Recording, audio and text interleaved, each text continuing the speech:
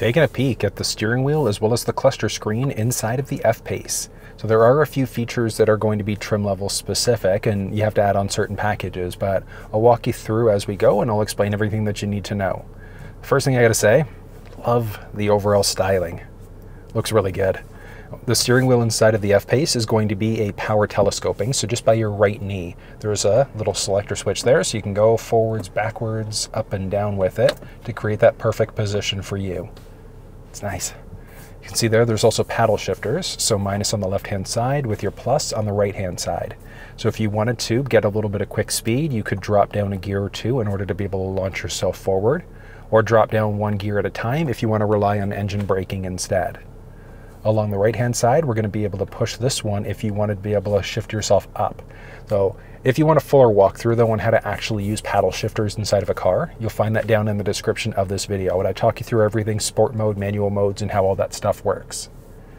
Stick on the left-hand side is going to be 4. You can see there, so your beam's coming on, so whether or not you're in the auto mode, etc.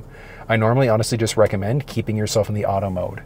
Big benefit of that auto mode is it's automatically going to bring the lights on or turn them off, just depending on how bright it is outside. You can toggle your fog lamps on or off this way as well, and then obviously flashing at your high beams, locking them on, etc. Along the right-hand side, you can adjust your rear windshield wiper, and then your front wipers there as well for the speed. Get those going. Pull in towards you for the front wiper fluid, and then you can push in a little button on the tip of that stick for the rear wiper fluid as well. Now on top of that, you can see a few things you can kind of customize there. So I'm pushing the button on the tip of the left stick, and that's letting me jump between a few other things that I'll point out as we kind of zoom in and get a little bit closer. The pad on the left-hand side. This is a voice command prompt. So that's going to let you do things like change songs, radio stations, navigate using your voice. If you were hooked up to Android Auto or Apple CarPlay, this would also double as a button in order to activate either your Siri or Google Assistant. You can answer or hang up on a phone call. You can change between songs, radio stations, presets, etc. Increase, decrease volume. And then there's also a generic menu button or OK button there as well. And that's going to let you get through the cluster screen. So I'll explain that one to you as we kind of move through the screen. This is a little customizable button. So when you push it, you can see there, shooting across the side, it gives you the flexibility of doing a few things. So with a short press, do you want it to launch apps, get into your phone, adjust things for your seats? Like, do you want it to turn on your driver's seat massage? That's honestly probably the way that I would go, but that one's going to be a matter of preference. So you could do either a short or a long press. And that's kind of nice because you just do a short, quick press. It can turn on maybe it's the driver massage seats. Longer press, maybe it's going to change out the cluster layout or change sources or adjust different things. So you can customize this button a tiny little bit, so it gives you quite a few options.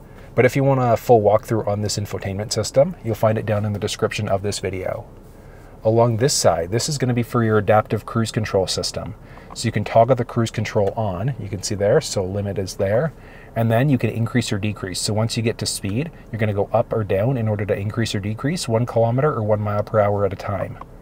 There's also a distance indicator. So with that adaptive cruise system, it's how close or far away do you want to be from the vehicle that's in front of you. There's a cancel button there as well if you wanted to cancel out. And then there's also a little lane follow button. Actually, let me get you to a different screen here instead. Let's go display layout and driver assistance. That's going to make this make even more sense. All right, so driver assistance. And let's go back through again. So you can see there, right on the outside, it's adjusting whether or not that cruise system's toggled on, off, etc. Distance indicators. And then you've also got the heated steering wheel button and then the lane follow button there as well.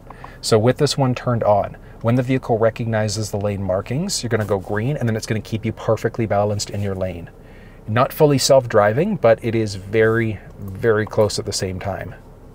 As I mentioned, the heated steering wheel button's there, and then your basic cruise control. So if you wanted to, you could hit the brake in order to cancel cruise, or you can hit cancel along the top there as well. Let's zoom in and figure out what's going on with that cluster screen. Look at that. Beautiful. Honestly, I love the look of it, and there's so much customization that's available inside of the screen itself. But to go over some basics. So you've got, it's currently going on with your parking brake along the top. Seatbelt's obviously not plugged in there. Along the very bottom, it's the current outside temperature, your current fuel level, how many kilometers you've put on your vehicle, And then that's the one that we can adjust by pushing the button on the tip of the left stick. So do you want it to be your current fuel consumption levels, your current distance to empty? And there are a few other options that you can select in between, or just have nothing there. As I mentioned, that's all done through this little guy. So there's a button on the tip of the left stick in order to be able to adjust that. You've also got your engine temperature and then your current time as well. Now next up, all I'm going to do is move up and down between these options here, and then I'm pressing OK as I go. So pushing in order to get to a few other options. So display layouts, trip selections, etc. So there are a series of different layouts that are available. So you've got your traditional tachometer, speedometer with a little info gauge in the middle.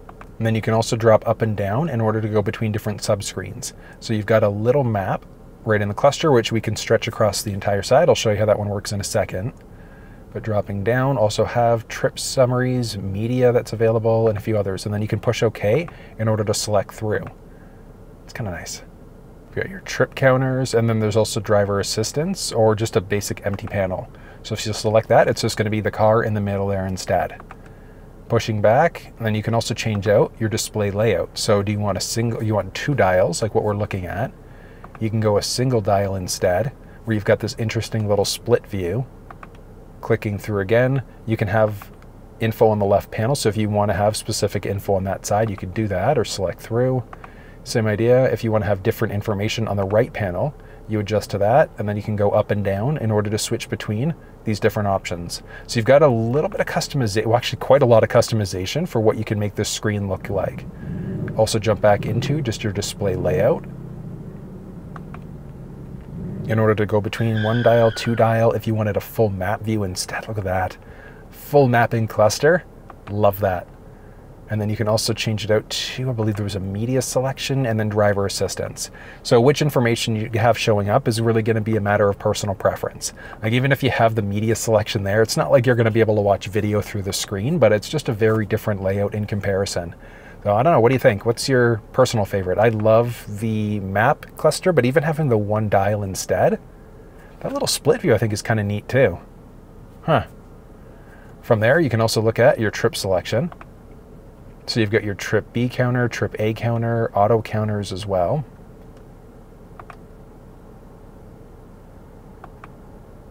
And then moving back into vehicle settings, you've got tire pressure, so you can see what's going on each side, measuring in bar right now, which you can change out if you want to. Your TPMS load sensors, and then pressing the back button there in order to go back through. Whether or not you get warnings in the cluster as well, going to be a matter of personal preference. So there's a little bit of customization and not a ton of different settings that are available through this screen, but the basics, I'd say the big one is going to be your display layout. So whether you want that single dial, dual dial, the map and cluster, etc.